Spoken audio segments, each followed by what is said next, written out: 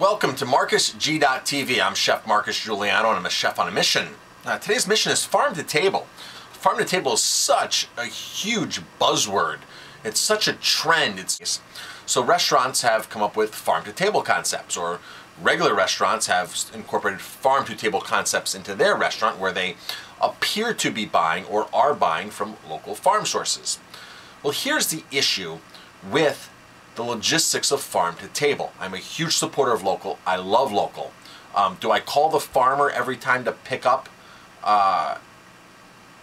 to get my produce, to get my goods? Do I call the farmer every single time? No, I don't. Now, I just participated in a roundtable discussion. I was on the panel for the Roundout Valley Growers Association, and I was honored to be on that, and my job was to be the chef restaurateur on the panel to talk about what chefs are looking for from farmers. The room was filled with farmers. And here are some of the downfalls, okay? Farmers do what they do great. They farm, they produce, they put the love into the land. They're not delivery guys. They're not, billing agents. They're not in tune to the whole business. Just like myself as a restaurateur, I'm not in tune to the whole business. I hire people, whether it's an accountant, whether it's an attorney, okay. I wouldn't take the time to wait tables myself. I wouldn't take the time to peel carrots myself, to make breadcrumbs. I hire people to do that. Certain farmers, small-scale farmers, which is nothing wrong with that. That's where we want our food, from small individually produced farms, people that are putting love into it, but they don't have enough resources to say, well, I can farm all day and deliver this day, deliver that day, take orders, do the billing process. So for me as a local restaurateur, as a small restaurateur, as a restaurateur in general, it's hard for me to buy from 15 small farms, 20 small farms, even though the people are out there and they have it.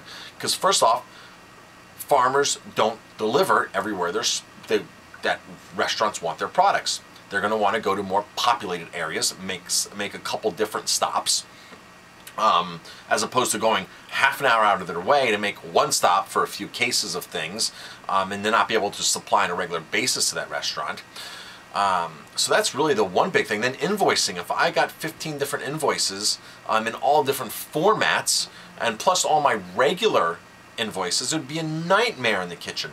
So for me, I don't mind buying my local items from a distributor, even a couple different distributors. A lot of distributors now are really in tune to what chefs are looking for. They're in tune to farmers' needs.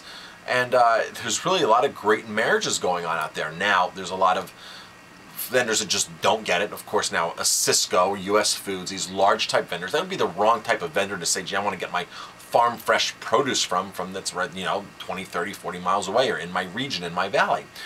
Because those guys just aren't typically geared to do small distribution like that, okay? They're not going to go to a farm that only has 40 cases of apples, right? They want to go pick up 40 pallets of apples, right? Because they want to mass distribute. But a lot of the smaller vendors are happy to put out smaller lists, offer local things, offer organic things, where I can call them and order from 15 farms in one day and get everything delivered on one truck, one invoice, and if they're out of local apples, I can substitute in other apples, right? Because distributor will have other options. If I can't get local asparagus anymore, I might sub in asparagus that's coming from California as opposed to local asparagus. So you really have to analyze and really think about this hard as a farmer. How do I get my products out there? Now, of course, there's a reason why UPS and FedEx are so successful, because the people who make the products or who want to get the products to the end user aren't the ones who are delivering it. These are delivery services. This is what a vendor is. It's a delivery service to help you. And now how can you work effectively as a farmer with a vendor? You need to hit the road a couple days here and there. And you need to go around with the sales reps and go to the restaurants and say, hey, I'm the farmer, I make this, and you can buy it from this guy here who's standing next to me. He has my products 40 weeks a year, 10 weeks a year. Would you like to get on my email list? I'll keep you updated with what I have, which you can buy directly from him.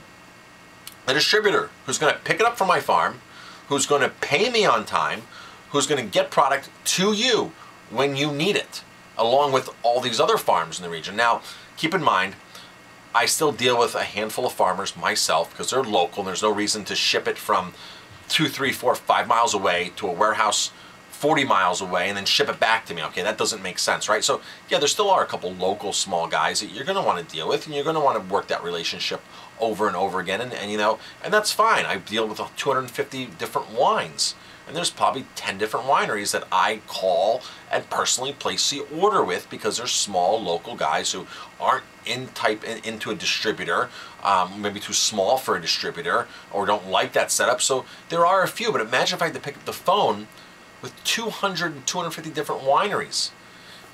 And I call California, ship me this, ship me that, and they're going to UPS it. Then I have to call France, and I have to do this. That's what importers, that's what distribution. There's just, you know, there's that middle person, there's that middleman. That's, unfortunately, we like to think we're going to avoid the middleman and save money.